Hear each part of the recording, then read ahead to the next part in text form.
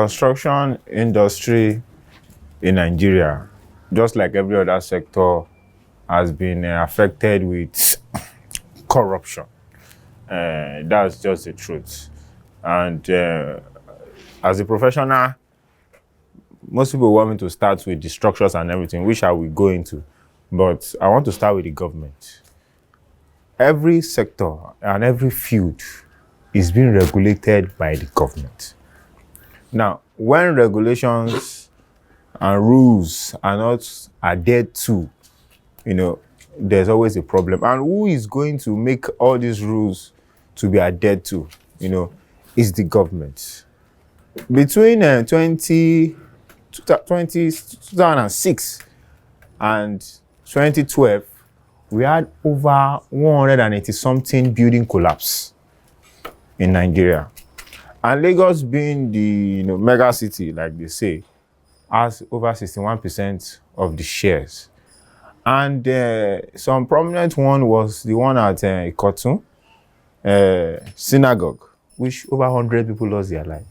This was a already completed hostel that people lived. There was also one of a school where children lost their life. But now coming to the recent one, the one in Ikoyi, which we had over 40 people that died, and the recent one in Yaba, if you look at the trend, most of the buildings that collapse are existing structures already, they're ongoing projects. And what is the root cause? It's just corruption. Wide construction, before construction, and after construction. And how does this corruption come into play? No developer or no house owner or whatever wants to construct a building that collapses. You can't just intentionally construct a building that collapses. But the problem is they want to construct so that they can make money from the funds, whether it's rentage, whether it's lease. And in the process of doing that, there's a lot of, wishy-washy and inky-panky along the way. And they are not thinking about the future. So being a builder, all the steps of construction must be followed and adhered to. As a practicing builder and also construction manager, I know the building codes, I know the things I need to do, but I cannot begin to go to site to enforce those regulations. It is the government that will do that. But when the government are not enforcing those regulations right from the stage of design to the stage of, moving to site, to the stage of building permits, there's always a problem. In Lagos alone, we have over 4, organizations, let me put it like that are in charge of all these things. There's the one for the town planning, there's the one for the building regulation itself, there's the one for the material testing itself. But all these organizations have been infiltrated by corruption. And that's where the process comes into play. So a developer, anybody can get a contract to construct. You don't necessarily be a professional. You can be a contractor. Now, it lies on you as a contractor, when you get projects, to get the services of professionals to do the job for you. But some developers, maybe because of years of experience of developing structures, they feel that they can, just go along the way. So probably you're supposed to have an architect for the design, a structural engineer for the structural design, a quantity surveyor for the costing, Depends on the project, even a town planner, Some of them jump all this and they get artisans to run their construction for them. Now, let's now assume that a developer even get all these people. Some of them don't even listen to the guidelines, to the specification of all these professionals. That is one. Then some professionals themselves now cutting costs. So the general problem that causes, building collapse is structural failure. And structural failure cannot occur if the structural design was followed, if you use a structural design, and if the government regulates constructions on site. So when a government official is supposed to regulate, and also to state that they are not enough actually. Even builders, as a builder, we don't have enough builders in Nigeria. Because, almost 70% of people that studied the course don't practice. That's just the truth. So there are not enough builders. And for people that are professionals working in these government agencies, they are not enough. So the summary of it is, it lies in the hands of the government. And I told someone when we had the building collapse in Ikoyi in November, I said, see, I'm not cursing. I'm just going to tell you the fact. We are going to have another one very soon. And he was like, oh, you are, no, it's just the truth. And true to my word, February 12th, this was even an ongoing project. Someone gave the excuse that it's because of the Ikoyi building was a 21 story. I said, no, it's not about the story. It's about the fact that there have been a structural failure. Why construction? And true to my word, the building in Yaba was just a 3-story building. And it collapsed. So that is the issue. And we always point the finger back to the government.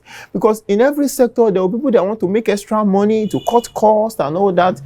If you regulate properly, you will get better results and lessen building collapse in Nigeria.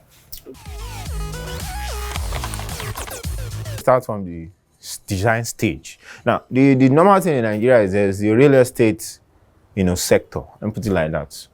It is very elaborate and so obvious in Lagos. A lot of people are making money from real estate. So you get a developer, you get money from bank, you loan, you build, you make more money. So you want to make that money on time. So there's that business sense into the profession, which is not bad. Now, it's not left for the professionals to know how they will tone down, that business idea of just rushing. So, and most of these real estate firms have connections with government. So, some way, somehow, they bypass a lot of policies because of they have somebody. That was the case of that Ikoyi building. In fact, I must tell you from an inside source, because a junior colleague, while I was in school, has a site not far from that site. And he told me that building, they have been telling them for months that there's a problem in this construction. Seeing it from outside, not even inside. But he's a powerful somebody. In fact, they told all the workers that got saved not to say anything to the press. They told them to say anything to the press.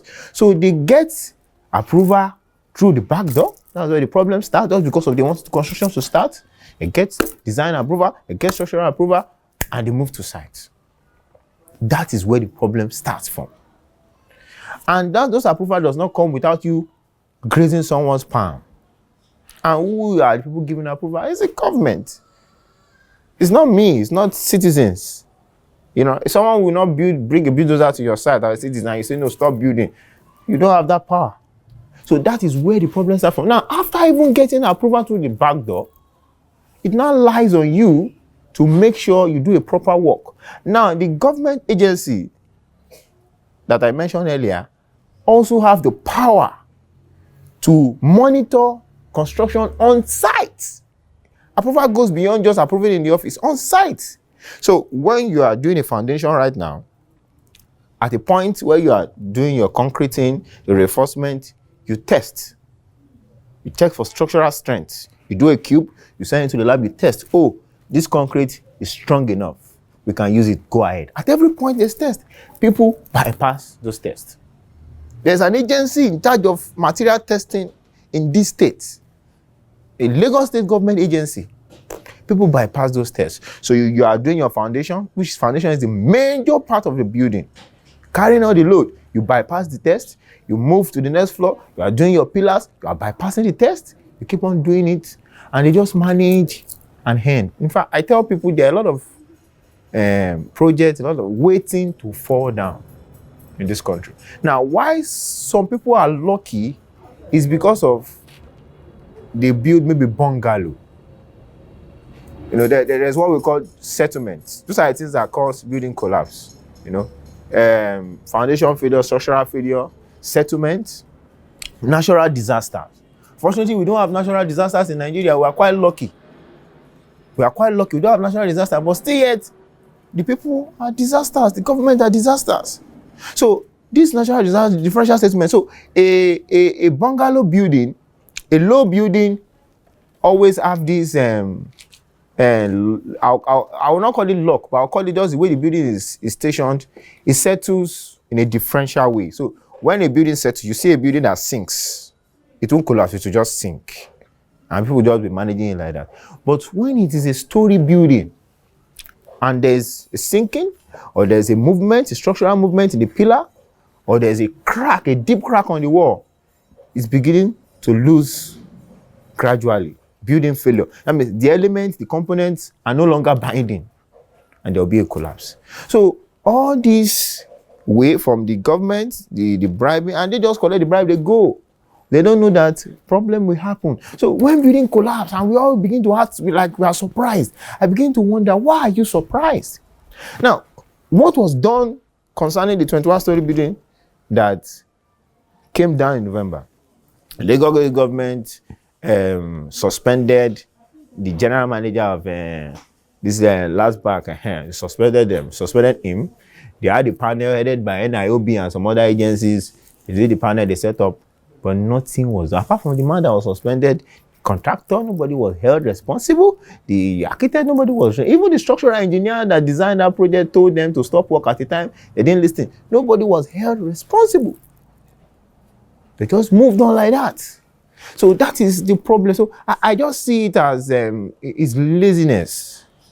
We know the problem, but we are not ready to do it. Because by the time you get to this side, they say this side is owned by a big man, a rich man. He knows the government. By the time you get to this side, too, we are essentially hands-tied.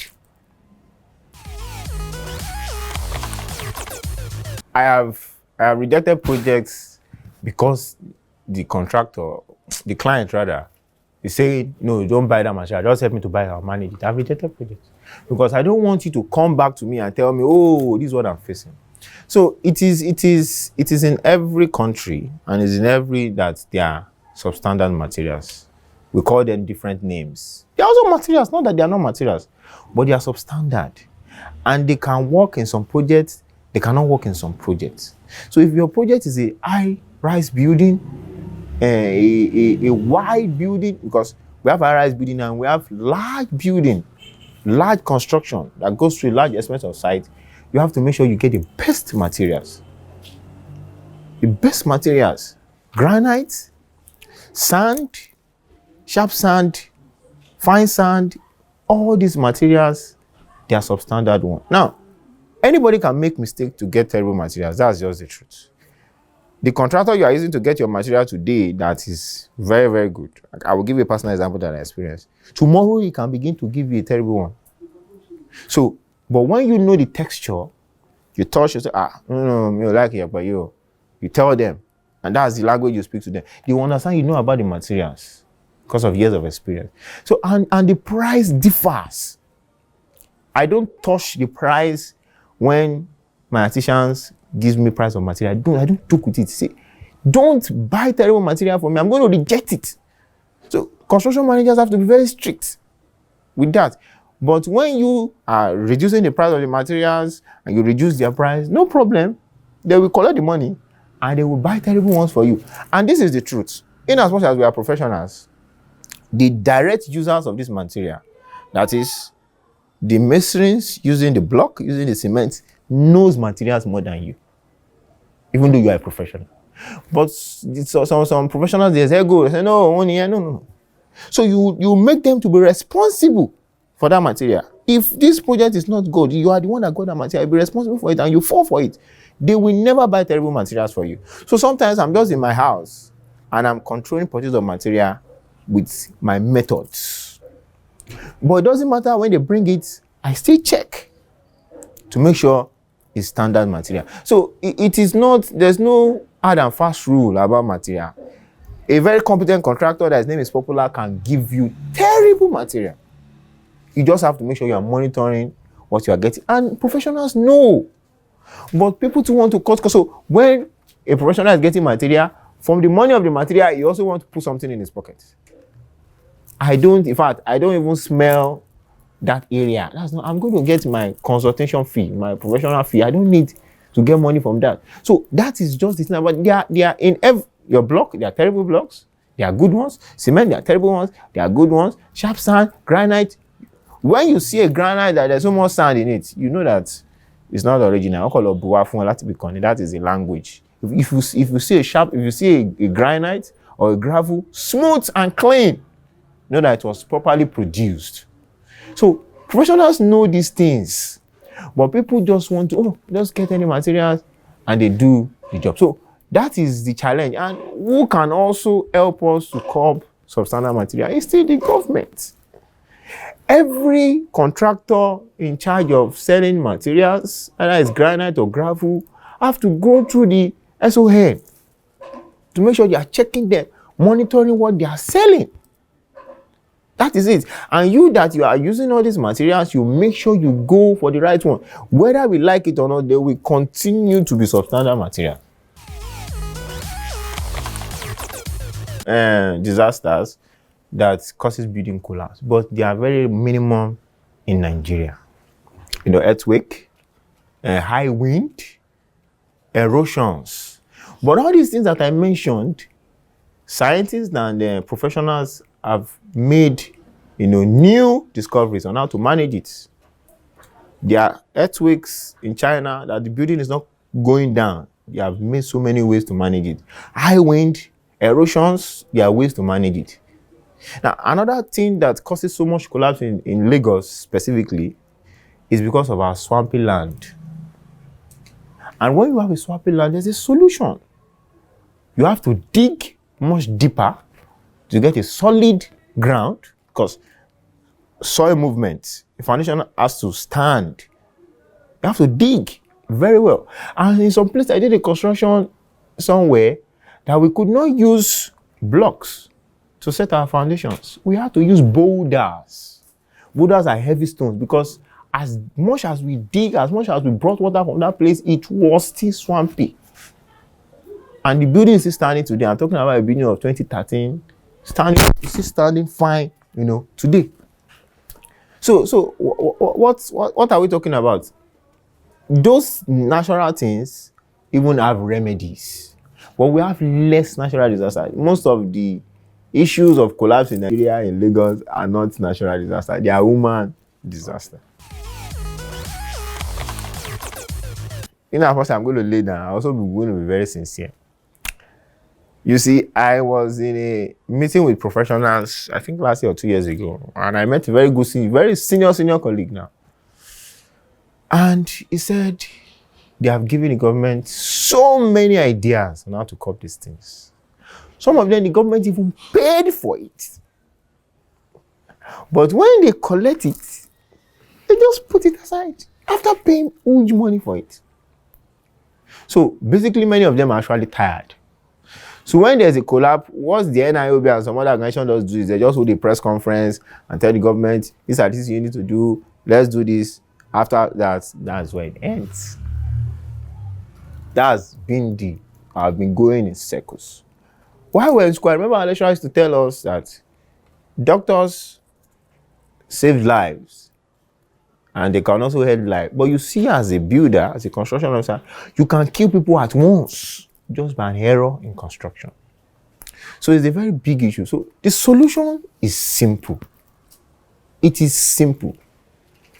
First, I can tell you for a fact that in the Highland alone, ongoing construction and completed, there are over 300 buildings standing that should be taken down.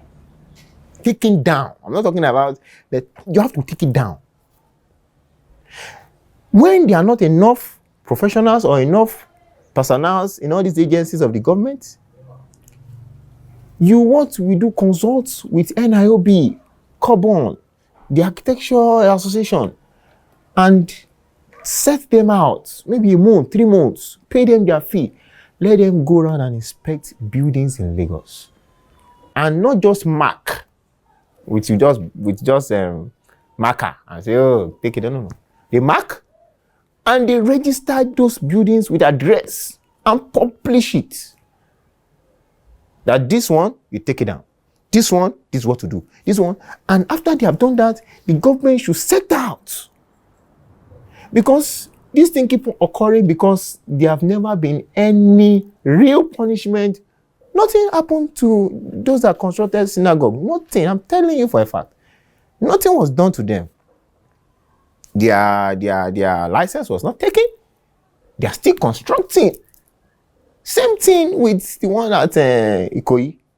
No punishment. So why will it not continue? So when they start with that, and they know the buildings, they just even start with Island first, because that's where the problem is. Like I said, low-rise building, bungalows are lucky. Why? Because the settlement is always what? Differential. It goes at the same time. Do you understand? So it won't come down. So it will take longer time before that one collapse. But high-rise building, once there's a bend, the one on top will fall. When there's a pillar issue, it will fall. So when they do that, they stop work. And they begin to solve all those problems. Then the corruption in their agencies, we all know them. I see there are about 4 of them. The town planning permits is the oldest among them. The corruption should be curbed. They should really go out and do the job that they are employed to do, not just visiting sites to collect money and go, not just visiting the site to mark so that they come and pay you and go. Employ competent professionals. Some of them are our colleagues, we know them. Most of them are just after the money, not really solving the problem occurring on site. So when the government by themselves and when all these association agencies, that we are affiliated to, see that the government is serious about it, they'll give them more ideas. And trust me, building collapse will reduce. It will not stop.